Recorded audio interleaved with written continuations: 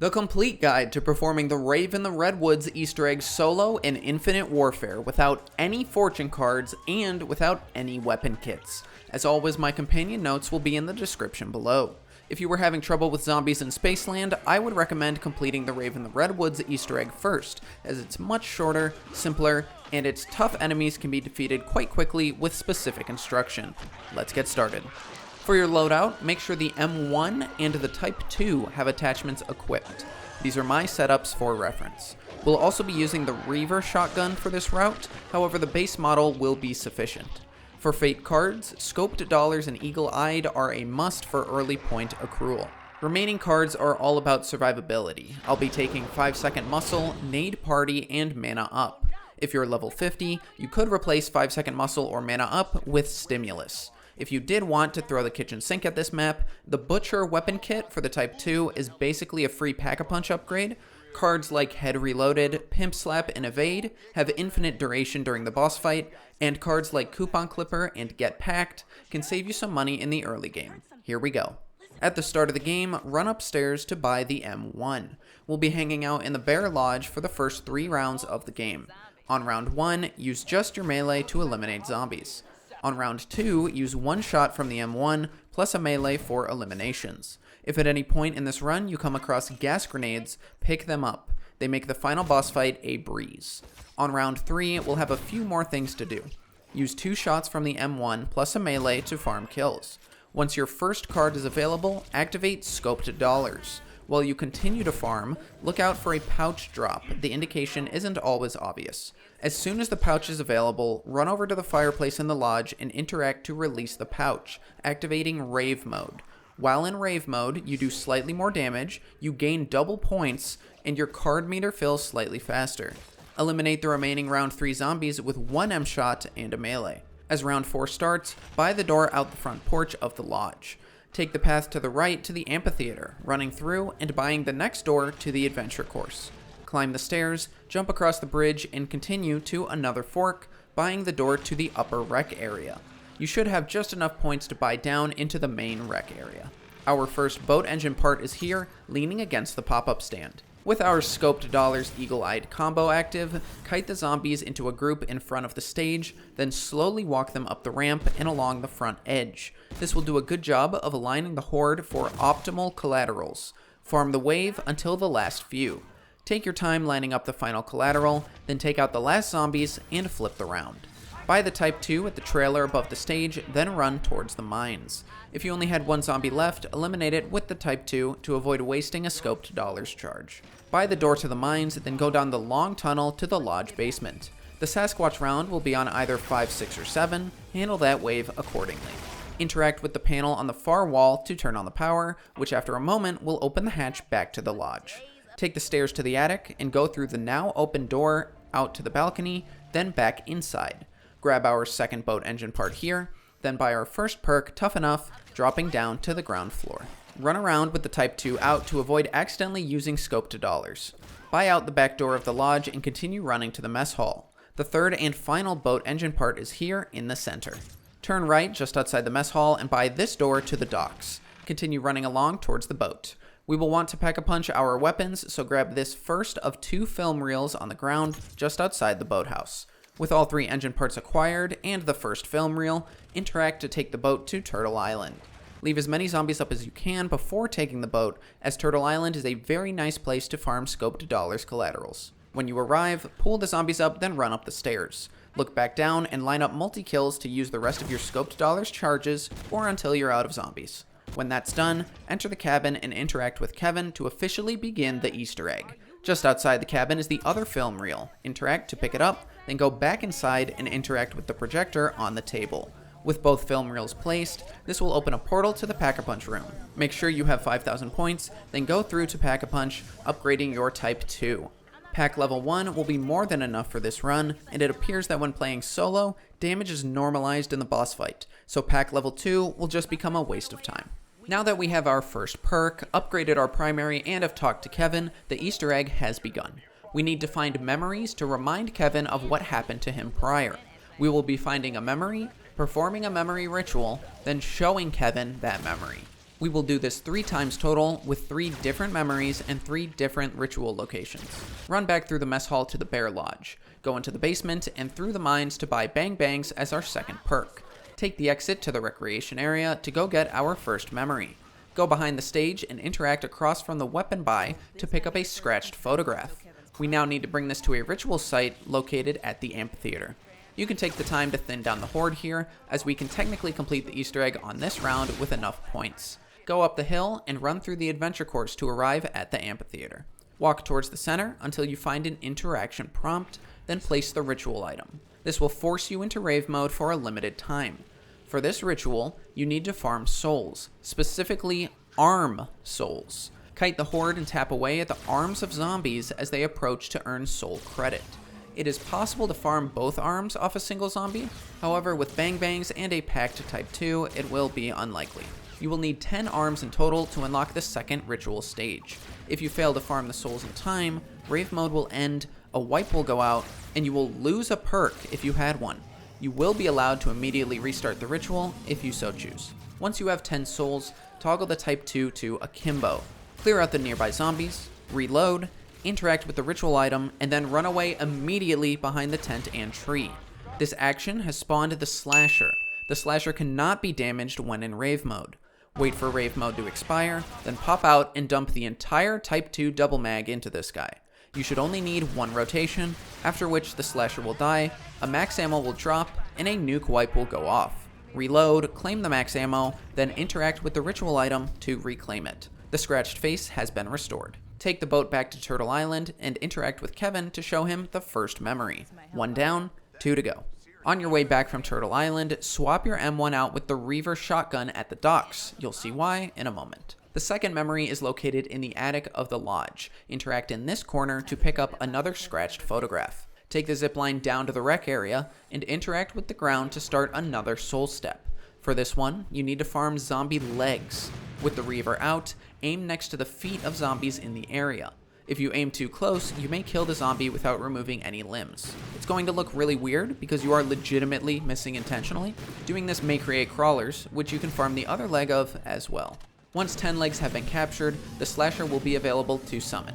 Swap to the type 2s in Akimbo form, clear out the nearby zombies, then reload and summon. Immediately create distance by running to the nearby tents. Wait for the Slasher to approach, then dump ammo into him.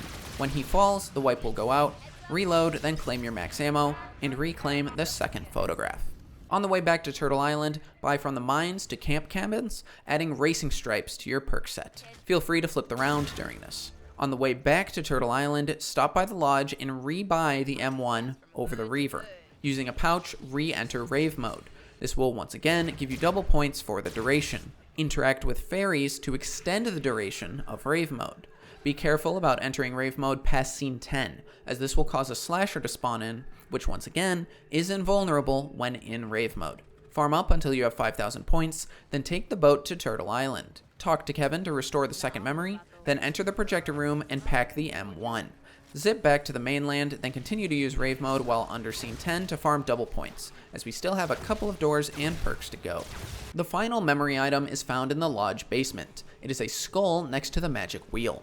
Interact to pick it up. The ritual location for the skull is the beach next to Slappy Taffy. Buy your way to the beach either from dockside or from amphitheater side. Buy the Slappy Taffy perk here. It enhances the powerful ground pound attack when in Rave mode, which will be helpful during the boss fight. However, I found performing the action to be unreliable, so I recommend only using it as a backup. You'll have to wait for Rave mode to expire before you can begin a ritual.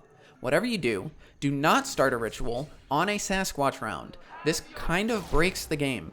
Instead of normal zombies, Sasquatches will infinitely spawn. Infinitely.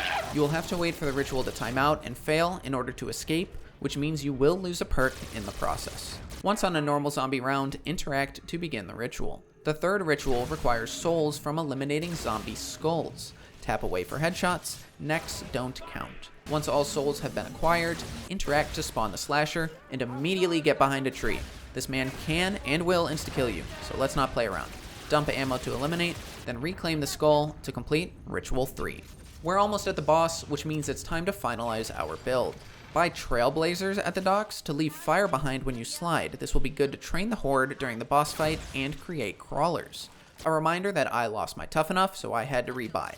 Once you've completed all 3 rituals, both of your weapons are pack-a-punched, and you have all 5 perks, then you can go to the basement of the lodge and interact with the unlit light pressing the button. If you're playing with multiple people, you'll have to press all available buttons at the same time. The final boat ride is now ready. Return to the docks and get on the boat where Kevin will be waiting for you. Before you go, activate a scene-based fate card, as this will be the final scene of the game. As you show Kevin the skull, he'll remember that he killed Jason.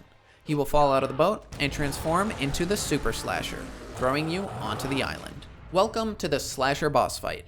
This is what I'm going to call a 3x3 phase boss fight. There are 3 roughly equivalent phases, each broken up into 3 smaller sub-phases. If you can clear one, you can clear them all. Phase 1.1 will place you in Rave mode. On opposite sides of the island are 2 soul boxes. You'll need to farm zombies in close proximity to these boxes, filling them with roughly 25 souls each. After a short moment at the start, the slasher will join, adding to the mayhem. You'll know a soul box is complete when a solid line connects it back to the ground. Whenever you have Nade Party ready, go ahead and pop it, continuing to farm souls. Throw gas grenades at the ground to farm the horde as they chase you. When the second soul box is filled, the 2 will connect beams with a point on the ground, spawning a circle. Also to note, max ammos will periodically respawn as you make notable progress throughout this fight. There are a lot of respawns. I'm not sure if it's timed, but they do appear quite often. To complete Phase 1.1, kite the slasher onto the circle to expose it to the real world, then shoot it, force exiting Rave mode. I recommend ignoring the horde for the most part, using racing stripes to keep them at a safe distance. In Phase 1.2, the slasher will have runic symbols appear on its body. When they show, you have to shoot them off. He will continue to use the same attack set from when we were in Rave mode. Take your time here, use trailblazers to keep your distance, and gradually thin the horde as you focus on the slasher. It took me 7 symbols in this phase to complete it. The slasher will wiggle as if recoiling from damage and jump up to the house, signaling the completion of Phase 1.2. In Phase 1.3, all normal zombies will be wiped, and 3 green zones will appear. Stand within a green zone to stay safe from the environment. Skeleton zombies will spawn from the ground and attack you. Swap to the M1 and use the stored eagle-eyed charges to make this phase a breeze. Rave mode reactivating marks the beginning of Phase 2.1. Phase 2.1 is the same as Phase 1.1, with the addition of a single barrier on the map. The best kiting path here will be to slowly work the edges of the island and take a giant complete loop. As you drag the horde to a soul box, throw down a gas grenade. With Nade Party active, this is the fastest and simplest method to slaying the horde. Build your tail back up again to finish off a box. Bring everyone over to the second, then drop more grenades there. Be careful about throwing gas grenades at zombies, as they can bounce and go out of bounds. If you take too long to farm both soul boxes, the first one will start to dip down. For that reason, I recommend bouncing back and forth, ensuring you farm at least 1 zombie at each box every pass. Once both boxes are full, the energy will connect and the circle will spawn. If the horde is getting to be too much, you can always throw down a gas grenade to clear things out, thanks to Nade Party. Damage the slasher while in the circle to complete Phase 2.1.